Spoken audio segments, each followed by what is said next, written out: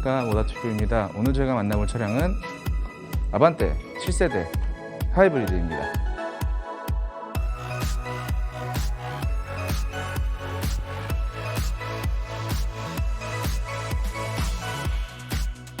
저희가 소렌토 하이브리드 시승을 할 때 일반적인 소렌토 디젤 모델과 하이브리드가 외관상 차이가 거의 없다. 사실은 알로이 휠이나 독특한 그 외장 전용 컬러를 제외하면 익스테리어 디자인의 차이가 없다고 말씀드린 적이 있었는데요. 아반떼도 마찬가지입니다. 지금 보시는 이러한 파라메트릭 듀얼 패턴의 라디에이터 그릴이나 이게 또 그랜저 이후로 그 현대차 디자인의 하나의 또 트렌드죠. 자연스럽게 연결되는 헤드램프의 이런 라인들, 범퍼 하단에 크게 들어간 블랙 하이그로시 장식 다 동일합니다. 뭐 예전에 우리 뭐 한 5년, 6년 전에 하이브리드라고 하면 뭐 헤드램프의 디테일이나 범퍼의 디자인 뭐 이런 걸 좀 차이를 둬가지고 가솔린보다 조금 더 공력 특성을 강조하거나 미래지향적 느낌을 주는 경우가 많았었는데요. 요즘 나오는 하이브리드는 그런 게 없습니다. 동일합니다.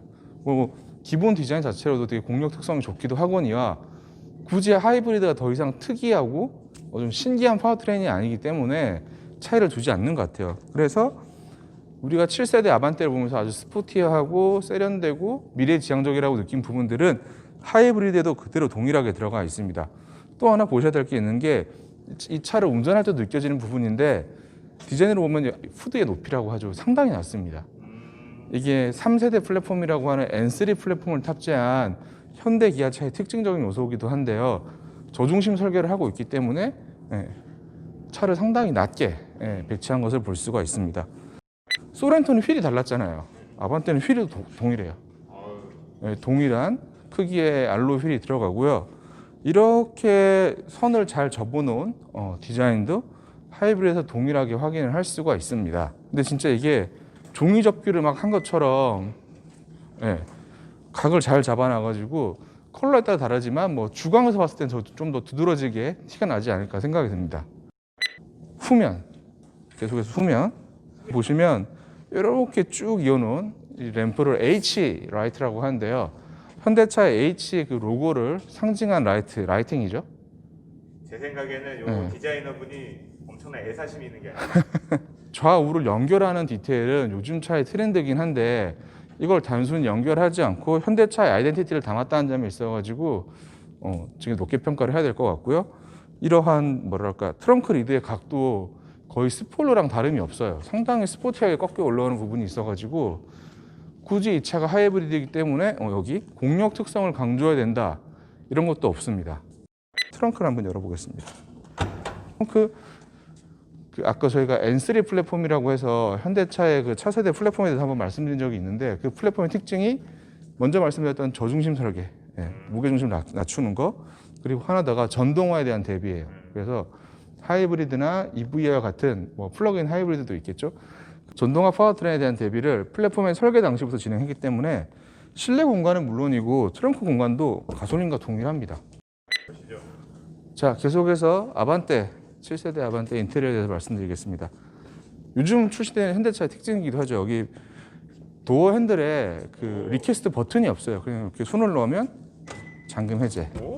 그리고 내리고 나서 이렇게 터치만 하면 잠금되는데 더 좋은 거는 뭐 쉐보레나 르노처럼 가까이 오면 열리고 멀리 가면 닫히는 게 좋은데 일단은 요거 들어가 있다. 그래서 인테리어를 보시면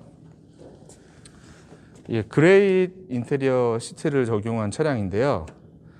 인테리어에서도 일반 모델과 차이가 없습니다. 그 블루 컬러로 막 여기 장식해 놓은 것도 없고 그냥 다 동일해요. 저희가 익스테리어 디자인에서 말씀드렸지만 더 이상 하이브리드라는 것 자체가 기존의 내연기관 대비해서 더 특별하거나 생소하거나 새로운 게 아닌 차가 돼버린 거죠. 전기차 같은 경우는 또 그리고 플러그인 하이브리드 같은 경우는 좀 특별하잖아요, 여전히. 근데 그게 아니라 하이브리드는 그냥 우리가 내연기관 타듯이 타면 되는 차량이다 라고 보시면 될 것 같아요. 그래서 7세대 아반떼 출시했을 때 되게 특별한 요소였죠. 여기 운전석만 컬러를 투톤으로 구성해 놓은 부분이 있어요.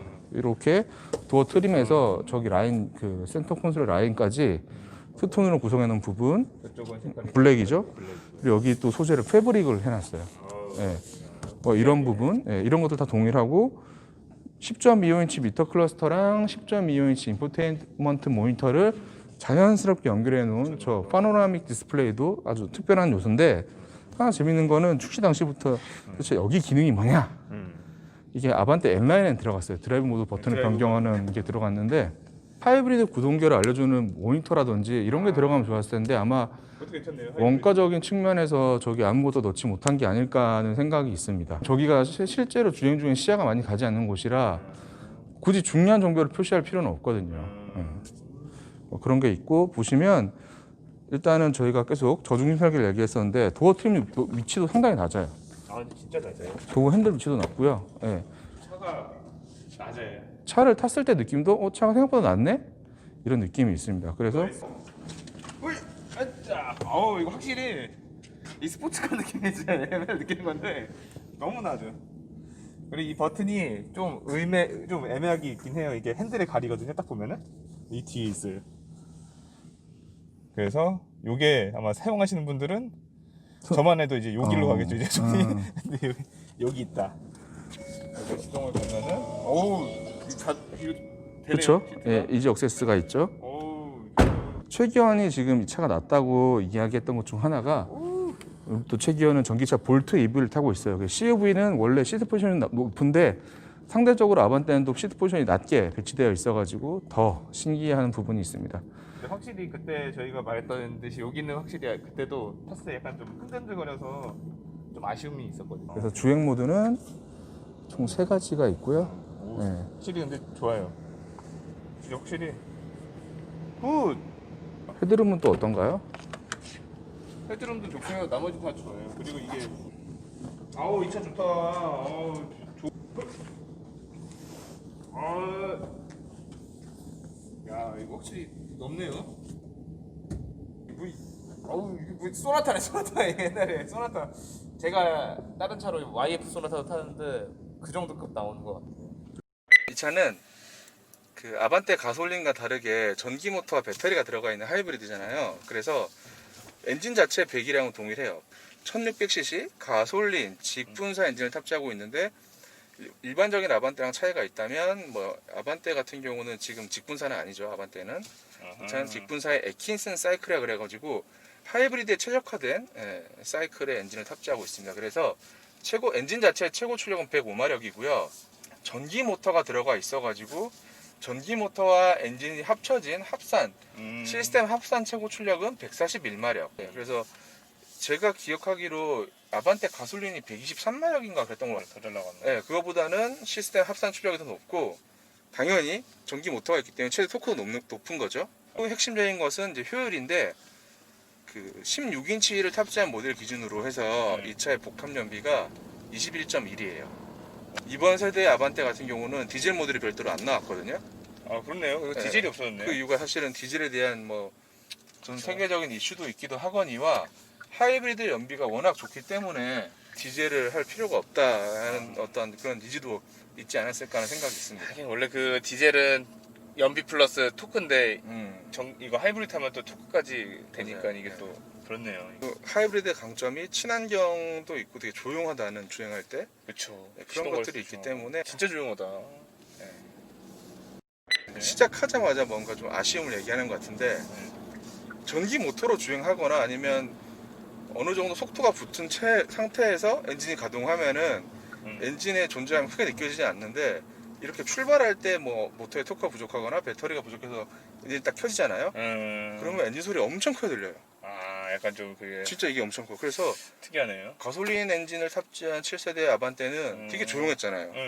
CVT랑 잘 매칭돼서 상당히 조용했는데, 의외로 전기 예. 모터랑 배터리에 들어간 하이브리드가 엔진이 들어오면 엄청 시끄러워 진짜.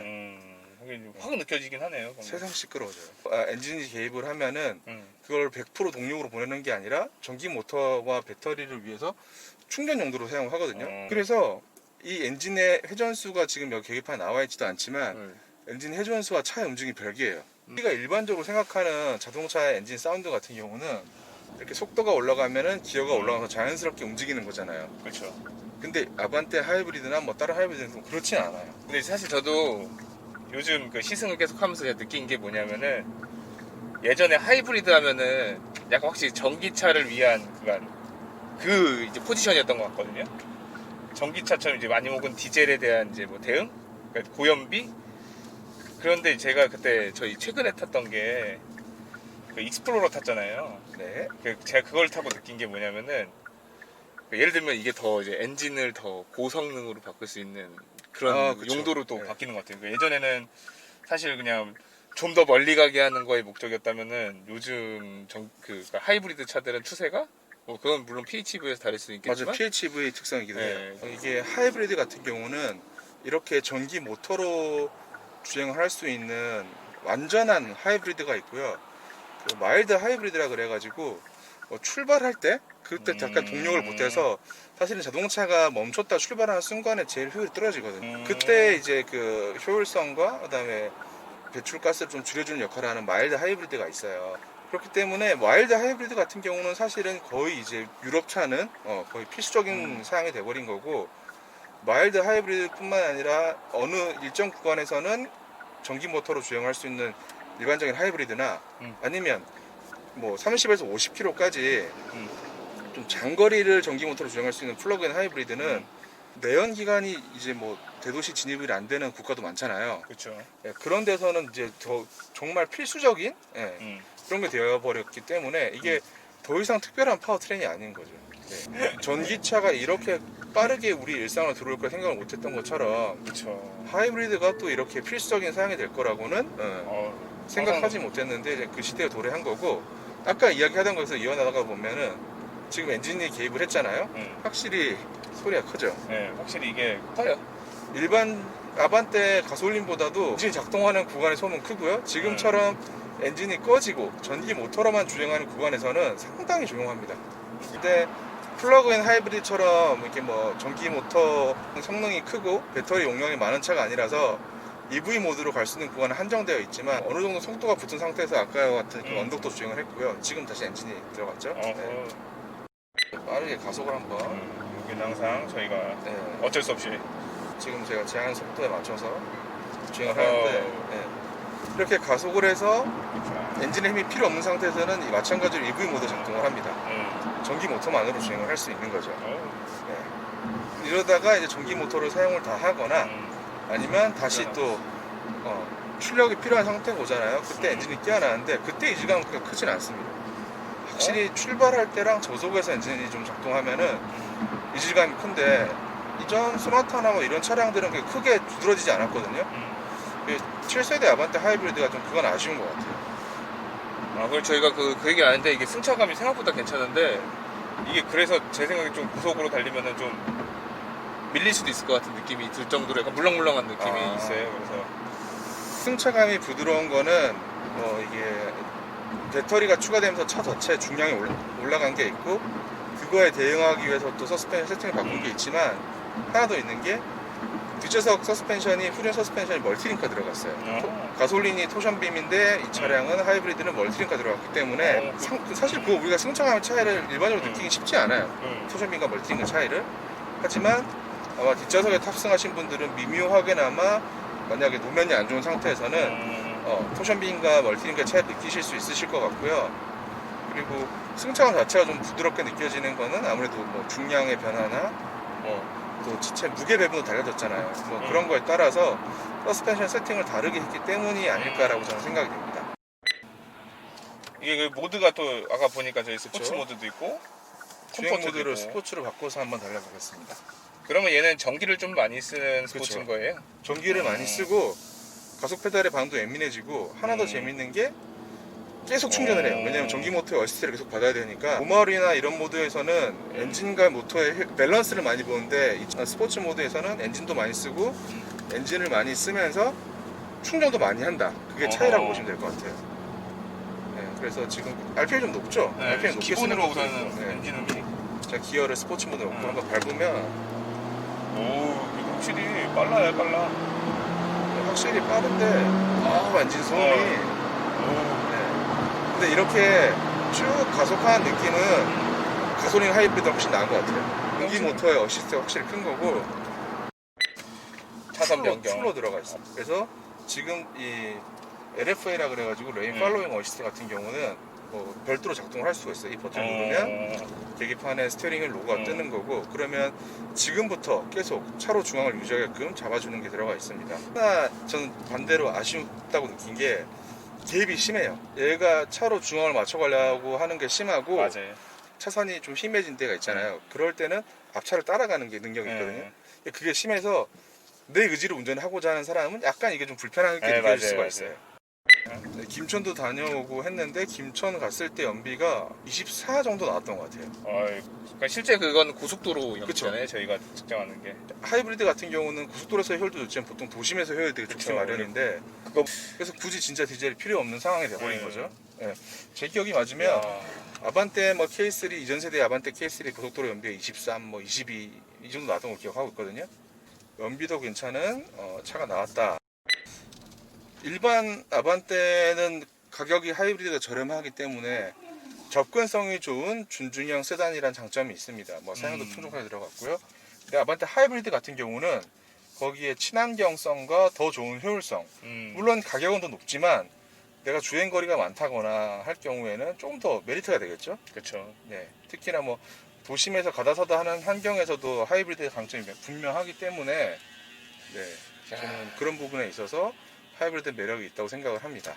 진짜 좋네. 하지만 가솔린보다 일단 가격이 올랐기 때문에 뭐 이거는 얼마예요? 3,000 정도 그러니까 최고 사양은 그런 부분에 대한 디메리트는 있어도 지금 시기에 일반적인 내연기관이 아니라 이렇게 하이브리드를 구매하는 것도 상당히 좋은 선택이지 않을까 하는 생각이 들고요. 근데 하나 제가 좀 우려가 되는 거는 아까 전에 말씀드렸던 그 왜 엔진이 가동할 때 이지적인 느낌이 좀 크게 다가온다고 그랬잖아요. 근데 그거를 또 사람에 따라서는 조금 뭐랄까 너무 심하다 느끼시는 분도 있을 수 있고, 어떤 분은 그냥 뭐 이 정도면 뭐 괜찮지라 느낄 수 있기 때문에 그거는 직접 한번 타보시는 게 시승을 해보시는 게. 좋다고 생각을 하고요. 괜찮은 것 같습니다. 네. 내연기관 하이브리드에서 좀 상위 트림, 뭐 인스포레이션이나 이런 거를 생각하시는 분들은 하이브리드 한번 꼭 보셨으면 좋겠어요. 좀 낮은 트림 사시는 분들은 사실은 가격이 좀 부담스러울 수 있거든요. 높은 트림 사시는 분들에게는 추천해 줄 수 있는 차량이다.